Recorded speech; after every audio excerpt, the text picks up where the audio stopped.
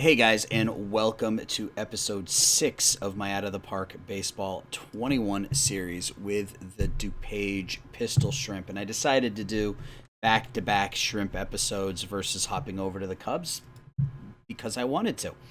I probably will play the Cubs later today. I don't know if that's going to get posted tonight or tomorrow, but you will probably see back to back shrimp videos posted here.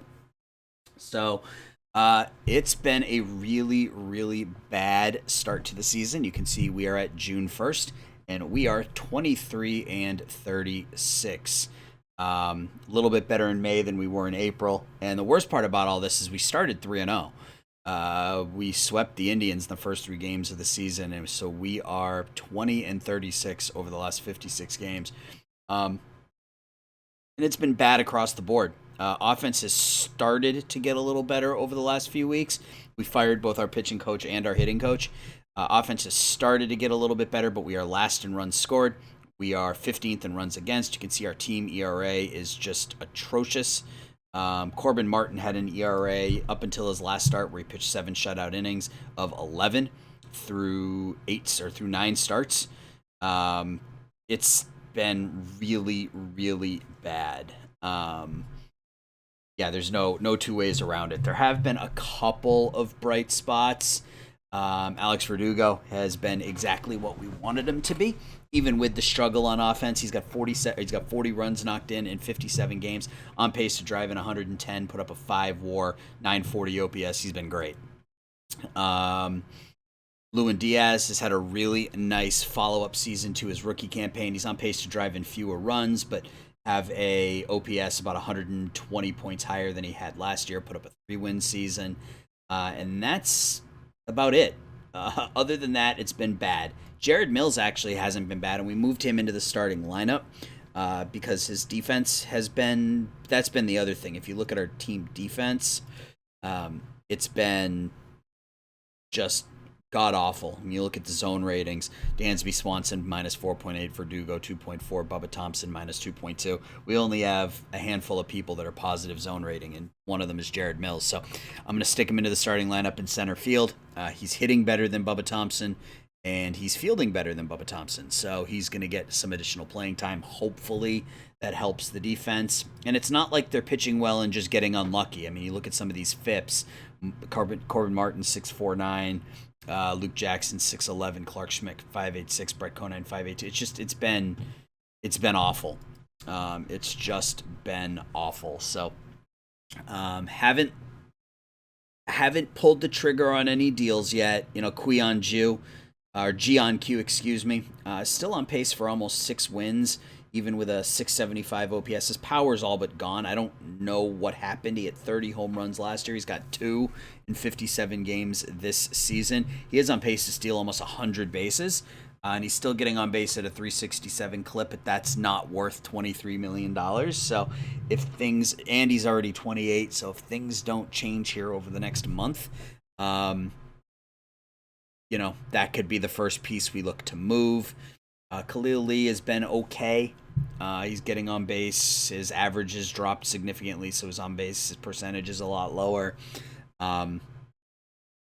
So yeah, I mean, not much has gone well. I would say really Johan Ramirez has been the lone bright spot in the pitching staff. And he's walking 10 per 9 innings, but he's striking out 16 per 9 innings. So that's, it's unsustainable with his 364 BABIP. So it's not going well. So what we're going to do is we're going to go ahead to the draft. We are going to draft, and then we will sim ahead to the trade deadline. We'll go through the trades, and we'll call it an episode. So it'll be a relatively short episode, depending on how we play over the next month.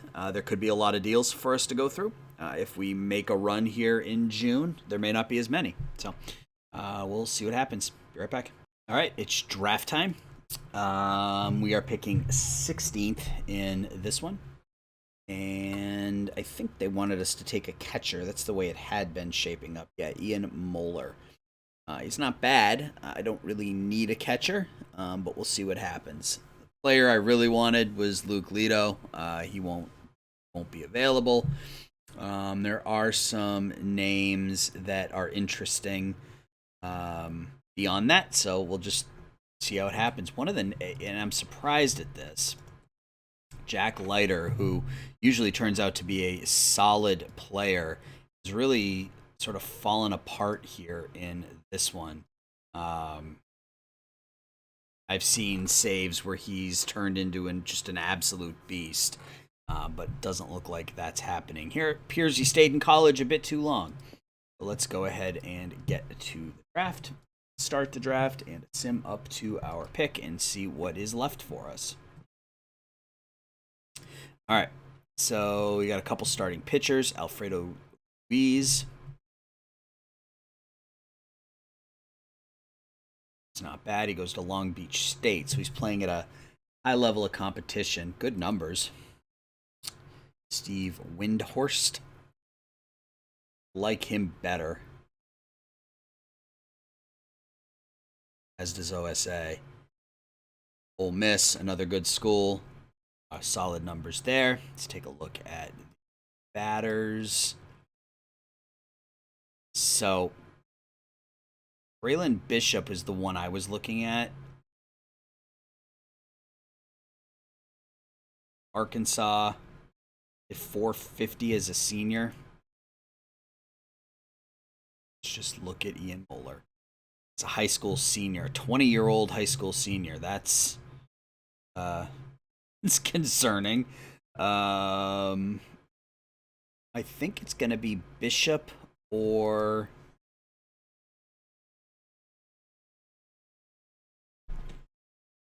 Windhorse, and I'm leaning towards Windhorse. Not the worst. If he's the worst arm in the staff, it likely means you have a very good reputation, but not someone you want pitching a big game for you. Okay. Well, that's a little concerning. But again, these guys are all 2.5, 3 stars, so none of them are going to. Promising pitch recognition, above average center fielder, second division starter.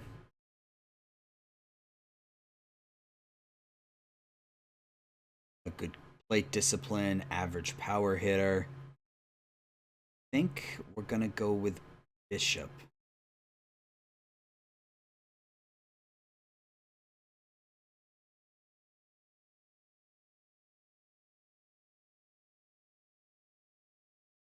Because if he ends up being this, he's going to be very good. So, all right, we're going to take Braylon Bishop. I'm not going to think too long and hard about it. So let's go to our second pick. See if any pitchers are still available. Doubt it. So we got a reliever in John McCray.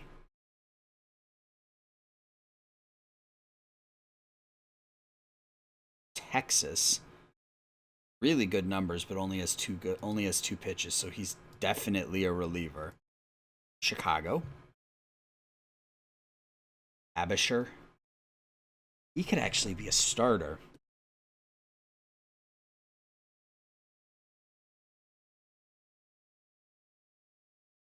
Kind of like. He's solid bullpen potential, but. At 4 pitches and a 57 stamp. I mean, he's a starter.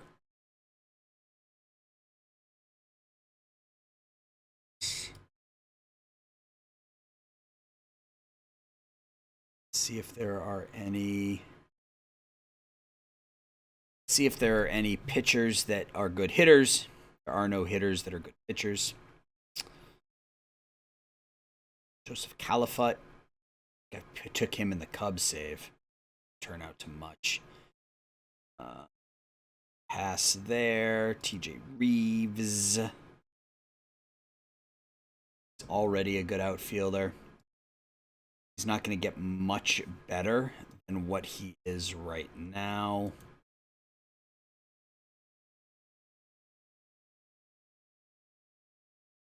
So the question is, do I go with the higher end potential in someone like McCray?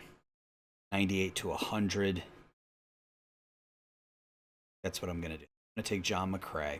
If Abisher's there with the next pick, I'll take him. I don't suspect he will be. Let's see. Oh, he is. Great. So we will take him.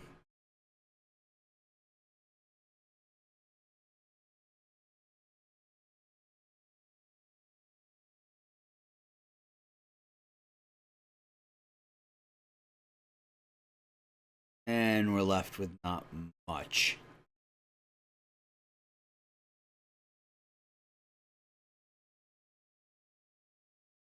Camden Sewell can't throw a strike. That's a problem. Walked 5.4 per 9 innings in college. That's not a good thing.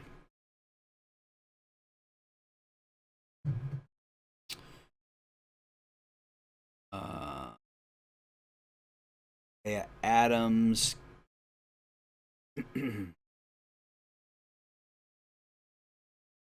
Say about it. More than a complimentary player. Let's do this. Look at this again. Califit's still there, so I think at this point it makes sense to take him and turn him into a bat and see if he can develop.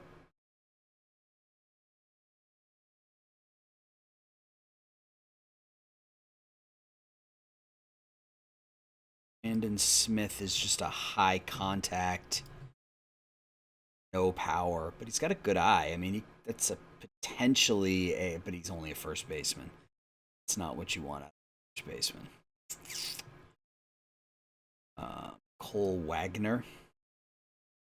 I know I've taken Wagner in the past. I made him a first baseman in the Cubs series, and we're going to take him here too. Because if his bat develops, he's got decent speed. Anybody with power? Riley Stanford. Another one that we take as a pitcher that we convert. Yeah, I mean, if his power develops, that's that's good.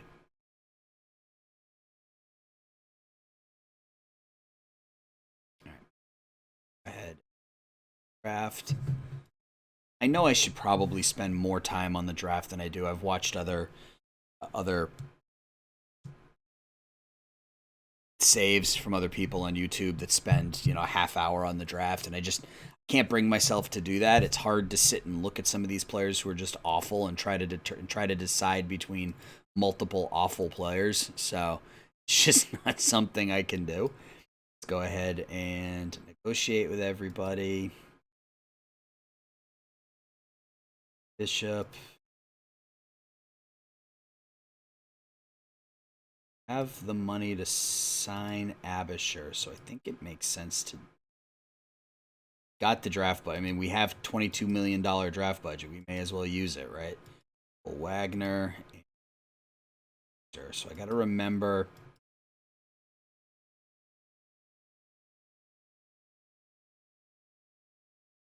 I need to find.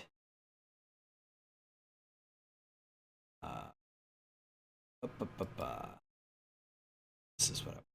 History. Dex. Graphs. So it's Alifut. We are going to make him a. What were we going to make him? It's first baseman.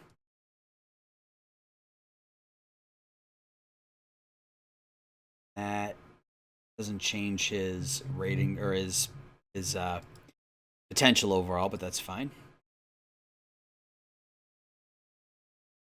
Stanford. I think we are also going to make him. No, we're going to make him. He's got good outfield range. We're a good arm. We're going to make him a corner outfielder. We're going to make him a right fielder. That does improve him. So, okay, well, that works. All right, so now I'm going to sim ahead a few weeks, guys. See how it goes. If things go well, we'll probably maintain. If things don't go well, we'll start to look into making some moves. Some of the players that could be moved: Clark Schmidt, Corbin Martin, they both could potentially get a bunch. Gian Q could go. Um, Osuna, Luke Jackson, Trevor May, my entire bullpen could get moved. So a lot to potentially happen as we get up to the trade deadline. So we'll be back shortly. All right, guys, we are back. It's August 1st. Trade deadline has come and gone.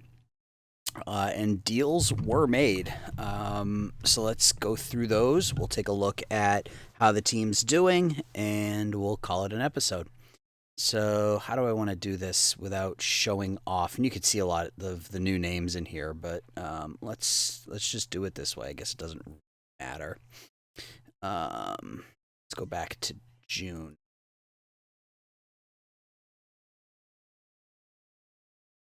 All right. So the last time we played through the trade. We played through the draft.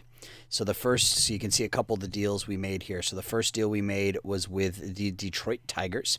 We sent Clark Schmidt and Bubba Thompson to Detroit, getting Joey Wentz and Brian Garcia. So in this particular case, Clark, I'm sure he's a better pitcher than what he was indicating, but he was 1-10 with a 5.40 ERA with us. BABIP wasn't extraordinarily high, which just means he was pitching poorly. He was also 27, so we decided to make the move there. We also gave up Bubba Thompson, who, I don't know. I guess it just, as he wasn't developing as a center fielder like I would like, and he wasn't going to have a home in either of the corner outfield positions. So to me, it just made sense to deal him. He was hitting okay for us, but nothing that can't be replaced. So in exchange, we get Joey Wentz, who isn't quite as good as Schmidt, but he's 2 years younger and still has the potential to grow. Has an excellent changeup. He's only 25. You can see so far for us, 7 starts. He's 3-2 with a 4.50 ERA. The BABIP is extraordinarily high, which means, potentially means he's actually pitched better than what that would indicate. So I'm hopeful there. And then we picked up Brian Garcia, who's injured right now, but still arbitration eligible. Good stuff. 2 excellent pitches, 2 above average pitches, and he will be our closer once he's back.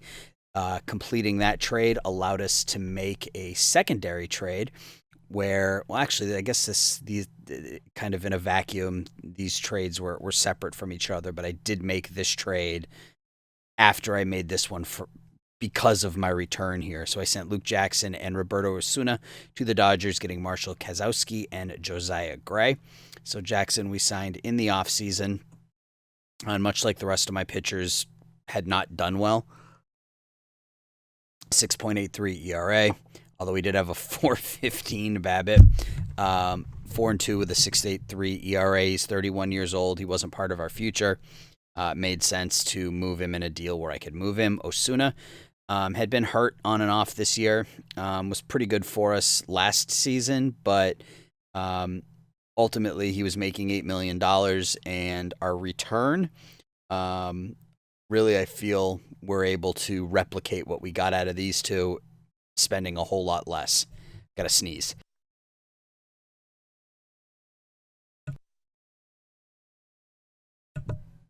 Sorry about that. So we got Marshall Kozlowski.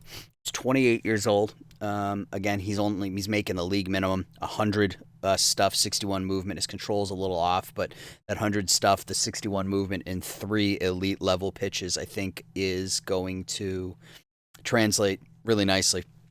So far for us, been kind of all over the place. He's struck out 20 in 9 innings, walked 12, given up 10 hits. So the results haven't been great thus far.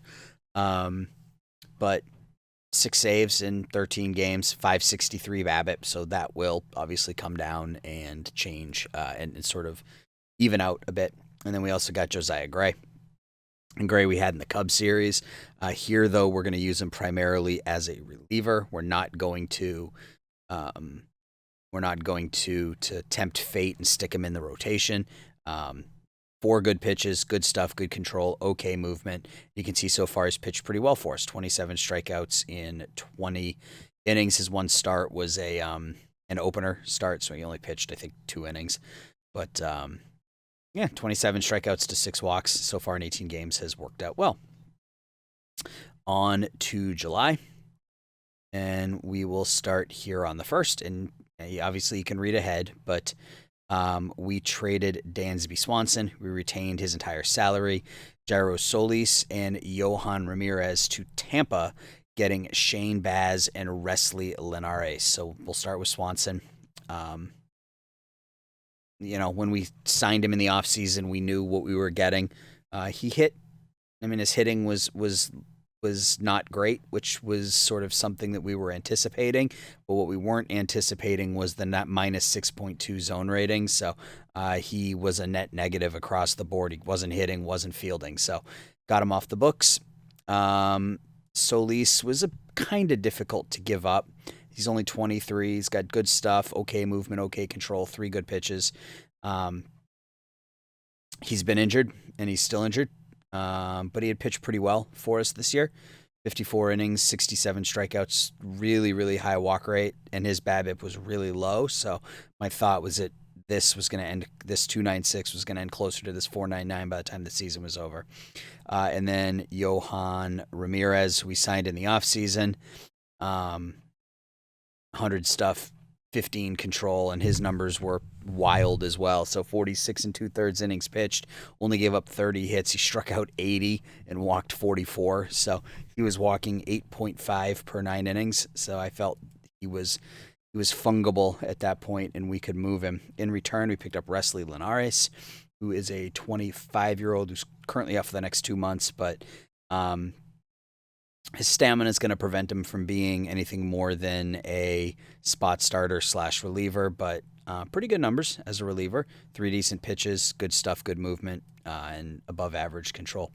The key to this deal, though, was Shane Baz. Baz, 2.5 star, 3.5 star potential. 4 really solid pitches, good stuff, good movement, okay control. 24 years old. Hadn't really gotten any time with Tampa the last 2 years. And you can see for us, not only did he pitch really well, 4-1 with a 3.34 ERA, 10.6 strikeouts per 9 innings in his first month with us. He was also the pitcher of the month in July. So that's the definition of a successful trade, I think.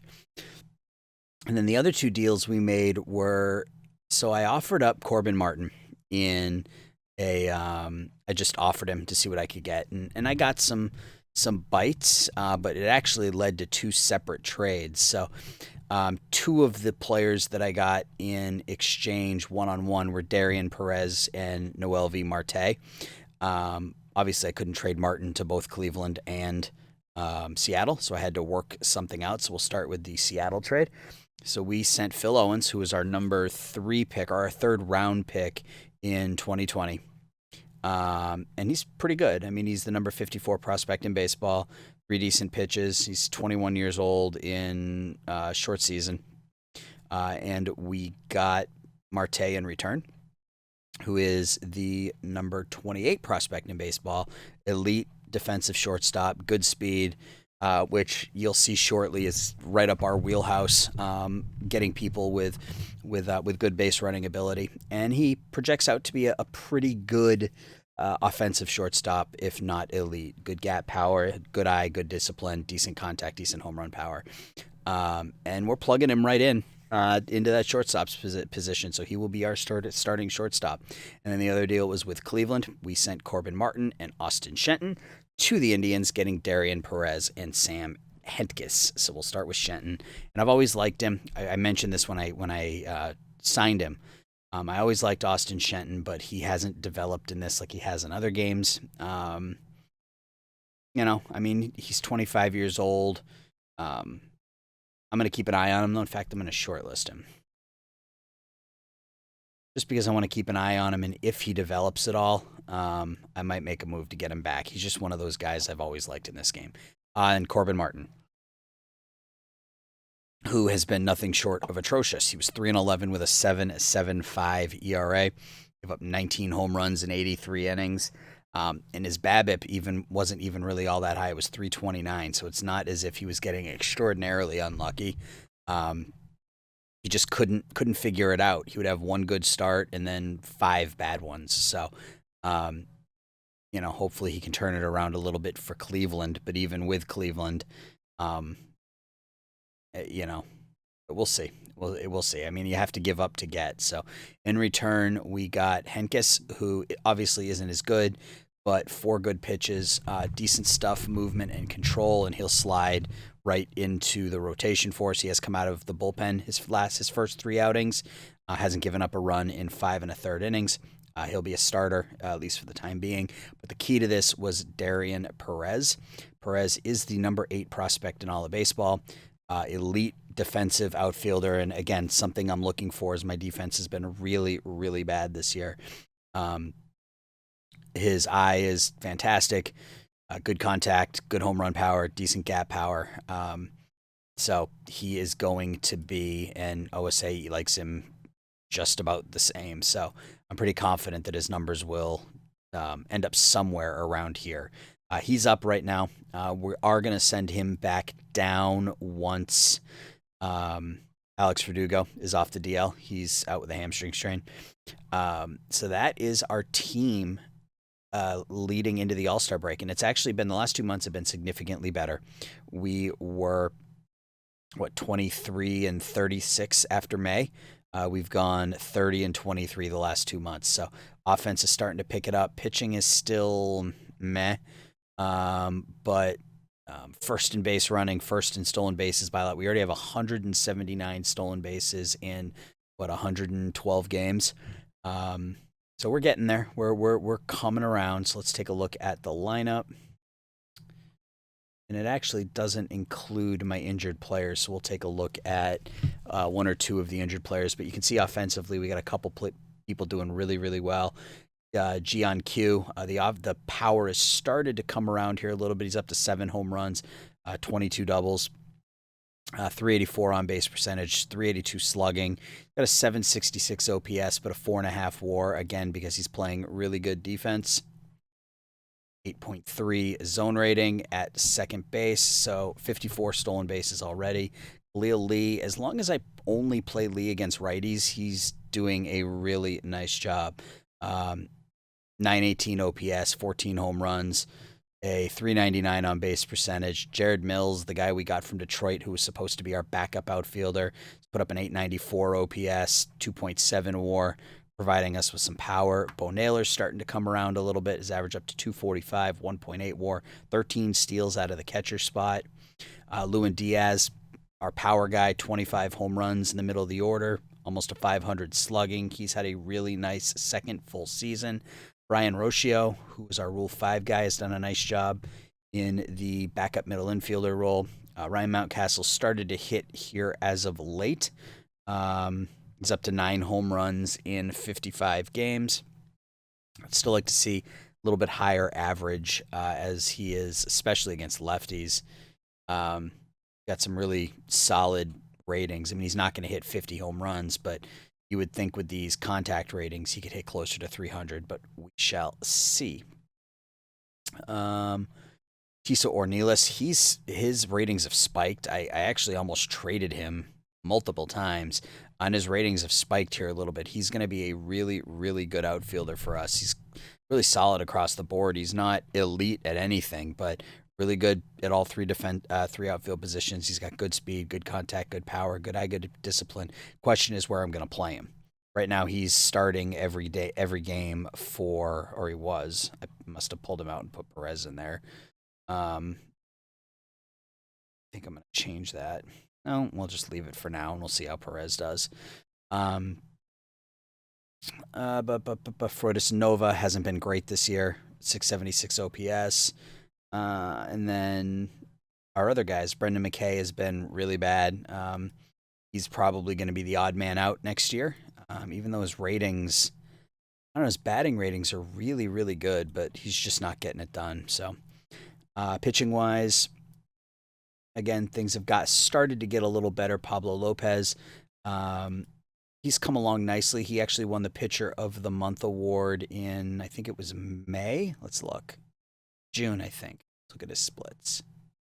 Yeah, June he was 5-0 with a 1.52 ERA. So he was the Pitcher of the Month in June. He's come back to earth a little bit, but still 9-9 with a 4.02 ERA. Considering where we were at the beginning of the season, I'll take it. Braxton Garrett's been pretty good for us this year, 10-7. We talked about Wentz and Baz already. We talked about Kozlowski, and the rest of our pitching staff is meh. So that is where we stand going into the trade deadline. So what's, I think, going to happen from here is just like we've done before, I'm going to play through the end of the season. And then the next season will be, or the next episode will be a season recap plus the off season. So that's going to do it for this one. So please leave a like, subscribe, and let me know your thoughts. And until we talk again, everybody take care. Bye-bye.